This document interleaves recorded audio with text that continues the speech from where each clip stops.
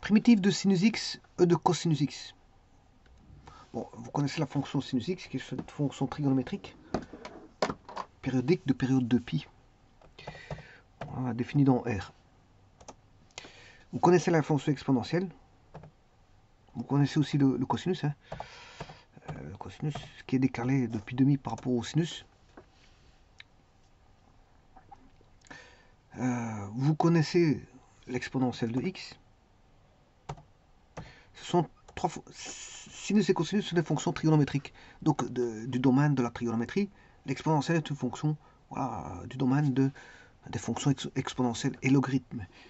Mais toutes ces trois fonctions, bien que de domaines différents, sont des modèles, voilà, des fonctions usuelles qu'on utilise habituellement. Donc maintenant, bien sûr, on n'a pas e de x, mais on a e de cosinus x, e de g, exponentielle de g. Alors, on a cette fonction-ci. Alors je rappelle que e de x, son domaine, c'est R, tout comme sinus et cosinus, leur domaine, c'est R. E de x, son domaine, c'est aussi R. Maintenant, je vais mettre une fonction, on va dire périodique dans le cosinus, enfin je m'excuse, je vais mettre une fonction trigonométrique périodique qui est le cosinus dans la fonction exponentielle, mais ça va donner une fonction d'allure périodique. Voilà, c'est d'allure périodique, c'est une exponentielle d'allure périodique, parce qu'on a inséré une fonction périodique en tant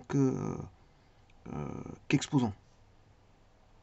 Alors elle est définie dans R, elle est strictement positive. Elle est strictement positive. À aucun moment elle s'annule. Aucun moment elle s'annule. Et bien sûr, l'énoncé, c'est bien sûr pas ça, c'est sinus sur l'exponentielle. Donc c'est-à-dire que je vais diviser f, faire la division de f par l'exponentielle de la fonction périodique, qui est p. Et donc ça donne aussi une fonction périodique. Et là on a des racines. Ici on a des racines. C'est normal parce que la fonction sinus possède des racines. Par exemple, la fonction sinus, bon, elle passe en 0, 0. On va voir là où passe la fonction sinus. Eh bien là, c'est normal qu'on a les racines du sinus. Bon, donc cette fonction est définie dans R.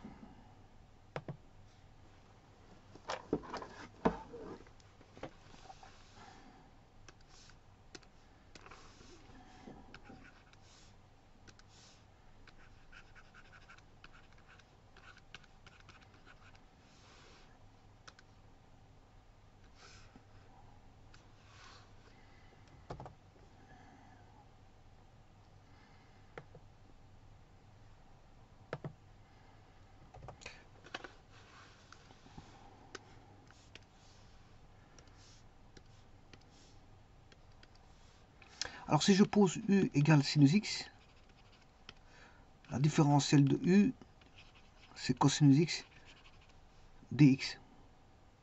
Ah, je m'excuse, c'est pas bon. C'est pas bon. Parce que là, le du sera sur l'exponentielle. Vous ne pouvez jamais mettre un du au dénominateur.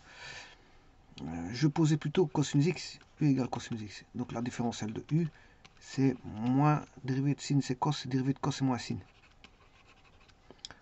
Donc on aura moins la différentielle de cosinus x sur l'exponentielle du cosinus x. À primitiver.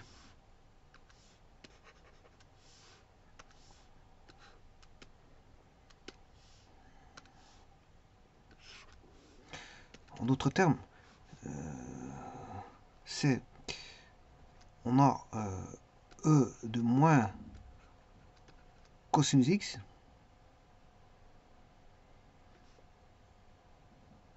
qui est moins cosinus x. Alors moins cosinus, cosinus c'est U.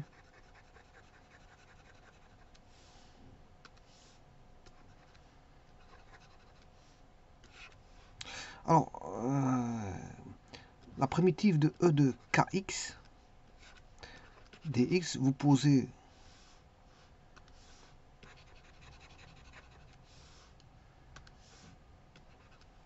V égale Kx, dV égale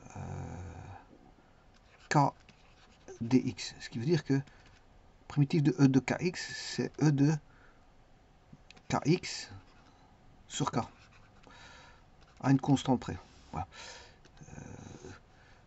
Mais ici, le K, il vaut moins 1. Le K ici vaut moins 1. Le K, il vaut moins 1. Donc, on aura E de moins U sur moins 1.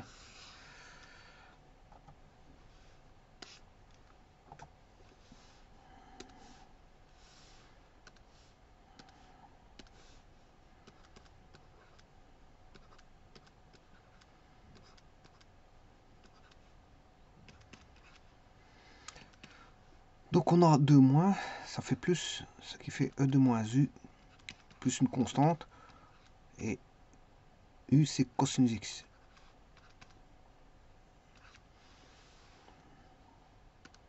Alors ici je vais rappeler la constante, je vais l'appeler K, non pas C. Je vais rappeler la constante K. Donc c'est E de moins cosinus X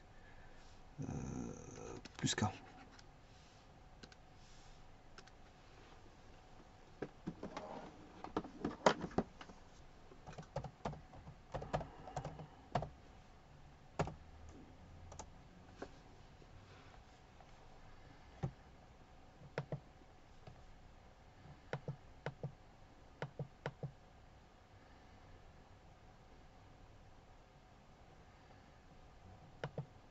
Alors pas confondre E de cosinus X, que voici, et E de moins cosinus X, que voilà. C'est ressemblant. C'est juste un décalage. Voilà. On a décalé l'un par rapport à l'autre.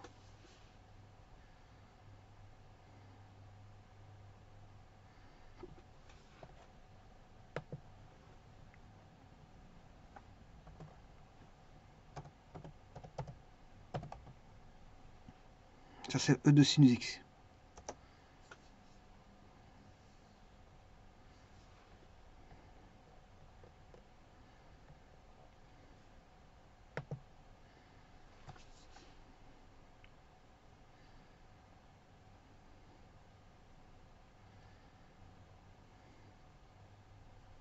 Donc c'est juste un décalage de l'un par rapport à l'autre. De E de cosinus par rapport à E de moins cosinus. Donc voilà, la primitive c'est ça. E de moins cosinus.